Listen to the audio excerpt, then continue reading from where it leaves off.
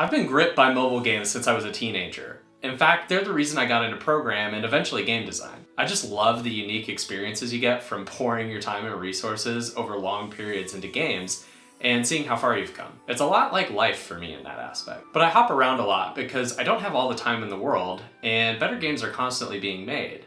I've tried them all. Star Wars Galaxy of Heroes, Marvel Strike Force, Warhammer Chaos and Conquest, Lords Mobile, heck even Raid Shadow Legends. But I think this new kid on the block will be better than all of them, and today I'll show you why. Eternal Paradox takes a lot of notes from the mobile games that I mentioned prior. They have a hero collection system where you can gather shards of heroes, level them up, and equip them with better gear. They have city building where you can upgrade your buildings to get better production and access. They even have an overworld map where you can see the cities of all the other people playing the game and forge out for PvP or PvE experiences. There are guilds, quests, player levels, gems, events, time challenges, leaderboards, and even more features that I can't squeeze into the video. But what I'm most impressed with is how all of these features synergize together to create an enrapturing experience. Because of just how many things there are to do in Eternal Paradox, the pacing of the game fluctuates drastically. One moment you could be chatting with your guild, plotting the demise of your neighbors, and the next you're in a fast-paced action battle with your team of mercenaries. This keeps me engaged far more than I had expected because there's always something to scratch an itch you may have.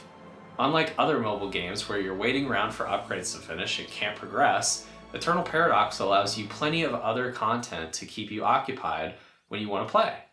I keep coming back for more. What I think is an absolute game-changing system, though, is the introduction of time seasons. Every few weeks, the state of the game world resets. Everyone starts back at the beginning and must compete for resources all over again. This keeps the challenge fresh and means that no one will have the upper hand forever. It reminds me a lot of wipes in Rust, where the game resets in order to prevent clans from dominating everyone else and getting bored. You'll get to keep rewards like gems, the in-game premium currency, and mercenary fragments for future seasons. Additionally, this game is published by Gala Games, a Web3 gaming company. This means that you'll be able to actually own the rewards granted to you by the game and then trade them with other people. Mercenaries you upgrade over the seasons can be minted on the blockchain and carry their own stories through mastery skills. Silver, which is a reward given for participating in events and placing high on the leaderboards, is planned to be exchanged for Gala, the token for Gala Games. This means that there will be real-life rewards on top of all the other reasons for playing, and those who sink their time and expertise into Eternal Paradox will reap the lion's share. The game isn't fully released yet, but you can play in the beta by signing up for a Gala Games account, linked down below. I have some complaints about the game I'd love to see fixed before full release, even though for the most part they've done an incredible job on the game. The first is the gear system. They ripped it straight out of Star Wars Galaxy of Heroes, and I hated it there too. You get gear with random stats by playing the game, and upon expending resources, usually large amounts, to level up the gear, it gains additional random stats while increasing the main buff. I like this system even less in Eternal Paradox because of how short the seasons are. If you get a god roll on your equipment and you aren't allowed to keep it for future seasons, that seems like a big waste of time in most instances.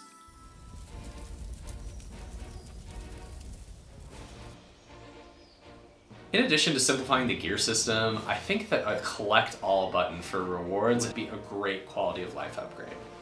In general, the game has several great quality of life features, but this one is sorely needed. It makes it feel like the game respects your time more, even though this game is great at sucking you in. The mercenary screen is a bit cluttered as well. I think they should probably have an additional screen here that pops up after you select a mercenary, so it isn't all crowded on the same page.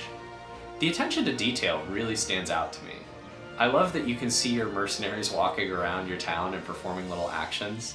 The floating hammers above a building that's under construction gives the game a magical whimsy about it. And the game uses a ton of power to render all these details, but if you're inactive for a minute or two, it automatically turns on a power saving mode. The fact that all of this polish is in before the game fully releases is a really great sign. The theme of this game isn't my favorite. I'm more of a sci-fi nerd.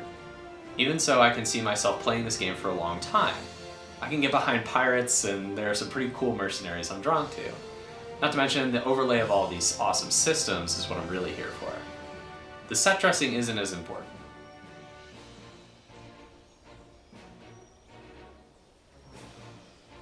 I think the team have knocked this game out of the park so far, to the point where it's probably the best mobile game featuring NFTs out there right now. You wouldn't even know the game had NFTs in play to earn unless you really get deep into it. There's a large focus around guilds as well, and that tends to keep me playing games long after the initial rush wears off. The social pressure to continue to perform and work hard for your guildmates is definitely present here. There are many guild-specific events where you need to actively select missions that you can tackle for your team and participate. The end goal of the game is to conquer the Ring of Ruin, which can only be done as a guild. It's a massive monument in the center of the map that can only be taken during a small window of time. I love that there's a clear goal to rally guilds around and push players higher, as that's how you get some of the best moments in gaming.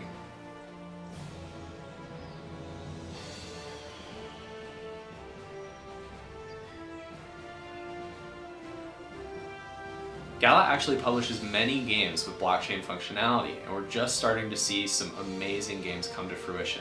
One of their other games that I really enjoy is Superior, an action roguelike where you fight mutated superheroes. Check out this video on screen now so you don't miss out on the best of what Gala Games has to offer. Thanks, I'll catch you in the next one.